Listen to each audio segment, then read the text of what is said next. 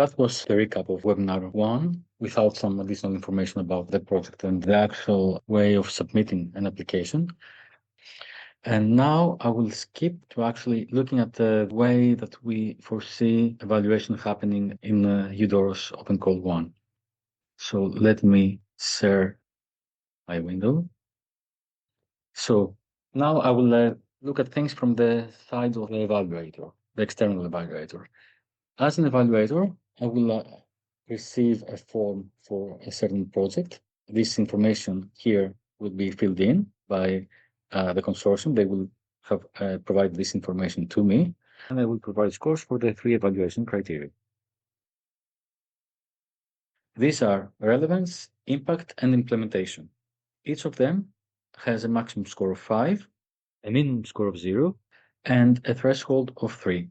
The maximum total can be 15, but the threshold for the total score is 10. So it's important for applicants to get as many points as they can and to avoid any mistakes that they can avoid.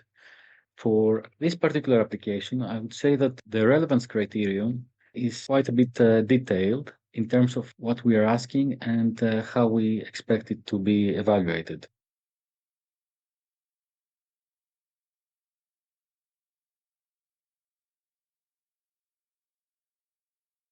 This table here follows the contents of the relevance section for motivation and objectives.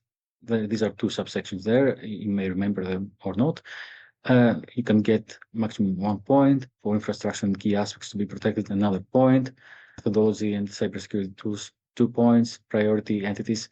If the application is in the priority stream, it can get 1 more point that applications in the general stream cannot get. If it includes a priority entity, it gets 1 point.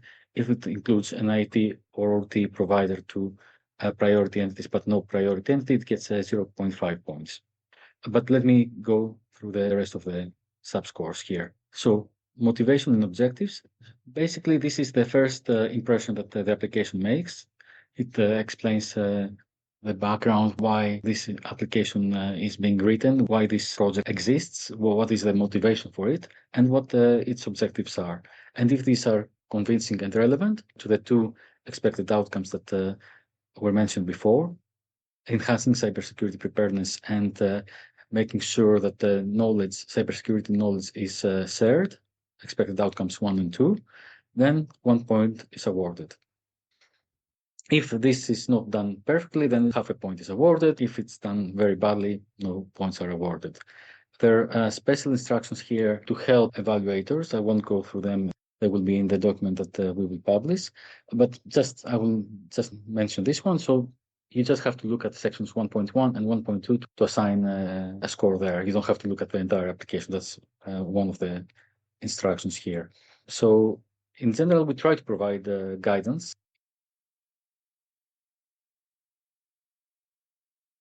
For perhaps one of the more important aspects of the relevance section, we have the infrastructure and key assets to be protected. To get a perfect score, applicants must have a high reliance on IT or OT systems and also focus on specific key assets within this infrastructure, 5 significant key assets that they aim to protect in the project. If they have a very high reliance on IT and in information technology and operational technology, but they somehow propose to protect a system that is of little importance, then they won't get 1 point.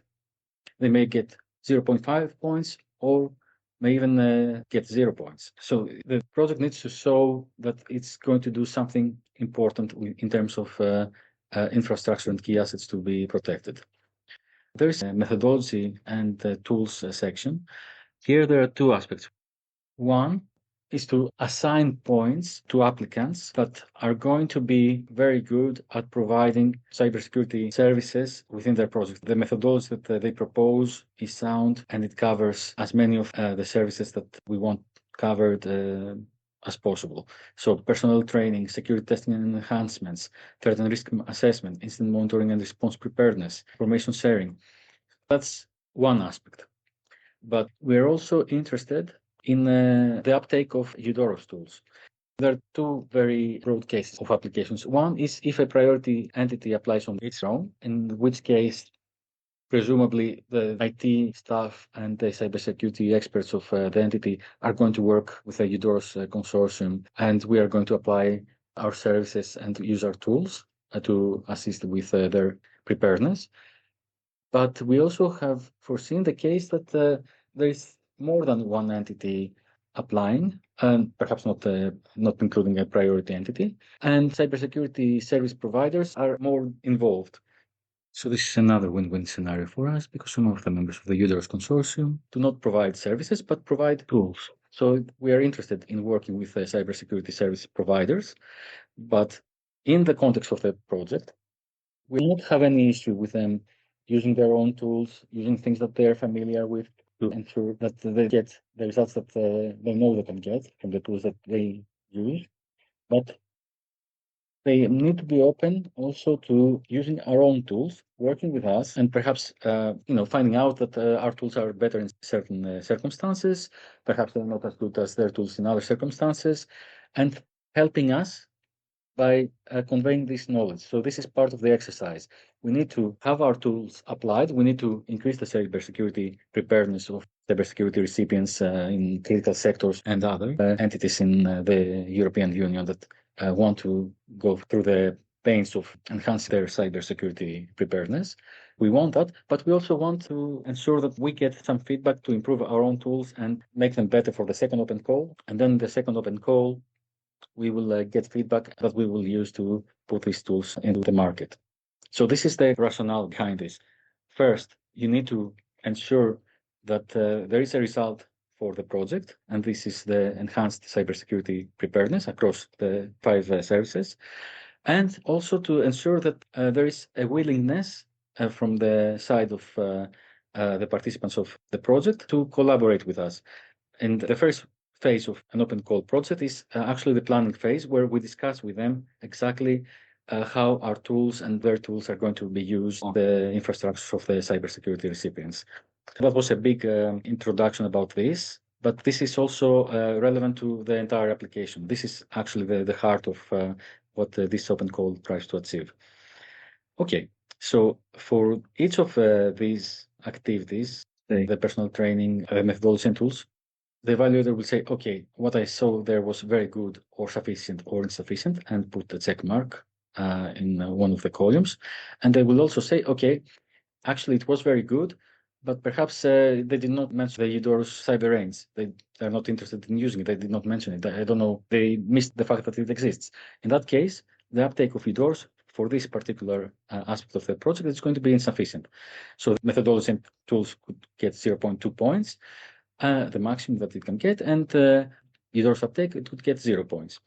But at any rate, if the overall methodology is not good, the score for EUDOROS uptake cannot be greater than that. There are details here which explain this much better. And these are included in every evaluation form, so that's why the forms seem longer than usual, but it's for the convenience of the evaluator. Anyway, we mentioned previously the priority entities criterion, which is only applicable in the case of the priority stream, 1 point for a priority entity, and 0.5 points if it's an IT OT services provided to priority entities. There is evaluation guidance here because the definition of a priority entity is very strict. It is an entity that is listed under NIS 2, Annex 1, under energy, transport, and so on and so forth, the 6 sectors that were displayed also previously in the presentation. We need to be as strict as possible. So you cannot say, okay, I will take this loosely. And the example here is that I have a company that manufactures ambulances. I wanted to declare it as a priority entity under health. No, sorry. Manufacturing an ambulance means that you're in manufacturing. You're not in one of the categories that come under health. Not even medical device manufacturers count as essential or important entities under health. They come under manufacturing. There is an exception if there is a medical emergency and the manufacturer makes equipment that address this particular emergency. This is not actually the case at the moment. It was during COVID. Let's go to impact, which is actually a little bit less complicated in one way, because what we want here is to see direct cybersecurity preparedness impact. We want to see that the project is going to enhance the overall cybersecurity preparedness of the European Union through the participants that it involves. That's the key idea. Competitiveness and benefits to society. So here, if direct cybersecurity preparedness was mostly about the recipients, here competitiveness is both about the recipients and the providers, which can claim that respectively that they at the end of the project they are more competitive because they are more secure, and for cybersecurity providers that they are more competitive because they have piloted a new service with the help of a number of important or essential entities in the European Union. So right off the bat, they go to launch and they can say, yes, we do not start from nowhere. We have applied this in such and such use case on such and such infrastructure of these organizations. And finally, we give some instructions about how the scores from 2 to 0 are going to be applied. Same for direct cybersecurity preparedness. These are to guide evaluators so that we also have less variation between them. And the same goes for dissemination and communication. We are not looking necessarily for a publication list of 2 pages. We welcome scientific publications, but we want to see that there are dissemination and communication efforts that promote the aims of the project to enhance the cybersecurity preparedness across Europe, to have collaborations, to break silos, to have an ecosystem of healthy collaboration in the area of cybersecurity in the EU. For implementation, we award 2 points for a good work plan, 1.5 points for having a very well thought of allocation of staff to the project, and 1.5 points for efficient use of resources to make sure that the budget, for example, is reasonable for what the aim of the project is and what the scope of the project is.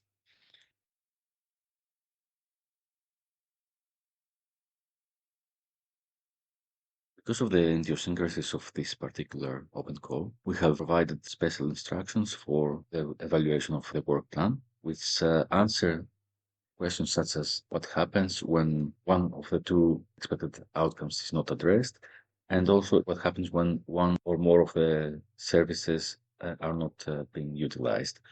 There are detailed instructions. All candidates and all evaluators will have to take a close look at them.